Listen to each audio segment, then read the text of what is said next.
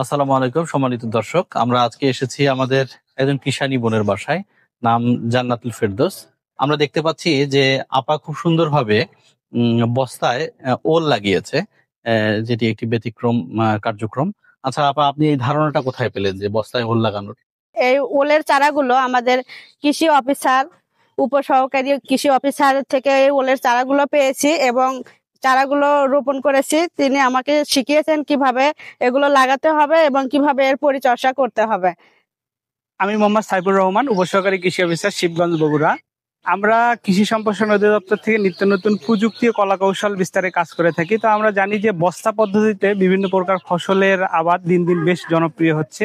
এই থিম থেকেই আমি সর্বপ্রথম চিন্তা করি যে বস্তা পদ্ধতিতে ওল চাষ সম্প্রসারণ। এই উদ্যোগেই আমি এখানে সহ আমার ব্লকে বিভিন্ন জায়গায় এরকম বস্তা পদ্ধতিতে ওল চাষ এবার পরীক্ষামূলকভাবে সম্প্রসারণ করেছি। তো এই বস্তা পদ্ধতিতে ওল চাষ কিন্তু যে কোনো জায়গায় করা যায়, এটা ছাদ বাগানেও করতে পারবেন বা বসত বাড়ির আশেপাশে যে কোনো জায়গায়। ওল এমন একটি ফসল যেটাতে রোগ বালাই একেবারেই নেই। আমরা বস্তা পদ্ধতিতে আদা, তারপরে মরিচ, যেগুলো চাষ করতে গেলে বেশ কিছু বালাইয়ের সম্মুখীন হতে হয়, কিন্তু এটাতে কোনো প্রকার বালাইয়ের আক্রমণ নাই বললেই চলে। এটাতে গোড়া পচাও তেমন হয় না, বা গরু, ছাগল, হাঁস, মুরগি এগুলো কিন্তু তেমন কোনো বিনষ্ট করতে পারে না। এই জন্য আমরা অন্যান্য ফসলের মতো যদি এই প্রযুক্তিটা বস্তা পদ্ধতিতে ওল চাষ, সেটা যদি আমরা সম্প্রসারণ করি, তো যে কোনো জায়গায় আমরা করতে পারবো এবং আমাদের যে পুষ্টির যে চাহিদা এখান থেকে পূরণ হবে এবং আমাদের অনাবাদী যে পতিত জায়গাগুলো আছে সেগুলো সর্বোচ্চ ব্যবহার হবে। প্রথমে আমরা অতটা জানতাম না, তিনি আমাদের শিখিয়েছেন এবং বুঝিয়েছেন এবং মানে কাজ করিয়ে দেখিয়েছেন নিজে থেকে। আপনি চারাটা পেলেন কোথায়? চারাটা আমাকে উনি প্রথমে দিয়েছিলেন, আমাদের উপসহকারী কৃষি কর্মকর্তা সাহেব আমাদের চারা দিয়েছিলেন। কতদিন আগে লাগিয়েছেন আপনি? এটা প্রায় আপনার মানে বাংলা তারিখ হিসাব করতে গেলে বৈশাখের শুরুর দিকে, যখন ওল মানে হলুদ আর আদা লাগাই সে টাইমে ওলটাও লাগানো হয়, সেই ক্ষেত্রে বৈশাখের শুরুতেই লাগাইছি। বৈশাখের শুরুতে। আচ্ছা, আপনি প্রথমে কিভাবে এটা মাটি প্রস্তুত করলেন বা চারাটা লাগালেন একটু যদি বলতেন। মানে মাটি, ছাই, জৈব সার, এছাড়াতেও রাসায়নিক কিছু সার অ্যাডজাস্ট করে মাটিতে প্রায় এক সপ্তাহ নাগাদ ঢেকে রেখে দেবার পর তারপরে বস্তায় মাটিগুলো তুলে 5-7 দিন পর ওলের চারা লাগাই দিছি। ওলের চারা লাগিয়ে দিয়েছেন? হ্যাঁ। আচ্ছা, আমরা দেখতে পাচ্ছি যে আপনি উপরে ছাই দিয়েছেন। ছাই কেন দিয়েছেন?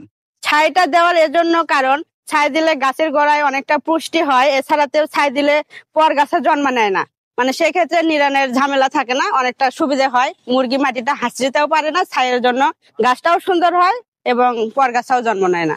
আচ্ছা, আবার আমরা আরেকটা জিনিস দেখছি যে একই সাথে দুইটা গাছ বের হয়েছে, আবার অনেকখানে দেখা যাচ্ছে যে একটা কোনো গাছ মারা যাচ্ছে। এটা কি কারণে আপনি একটু মানে ওলটা ওল, আদা, হলুদ এ ধরনের গাছগুলো এরা মানে খুব তাড়াতাড়ি ওদের একটা গাছ যদি মরে যায় আর একটা গাছের জন্ম দেয়, সেই ক্ষেত্রে মানে দেখা যায় যে নতুন গাছ যেটা হয় আর পুরাতন গাছটা মরে যায়। ওই জন্য এই ধরনের দেখা যায় যে একটা গাছ মরে যাচ্ছে আর একটা গাছের জন্ম নিচ্ছে। আচ্ছা, ওলের বাজার মূল্য কত এখন আপা?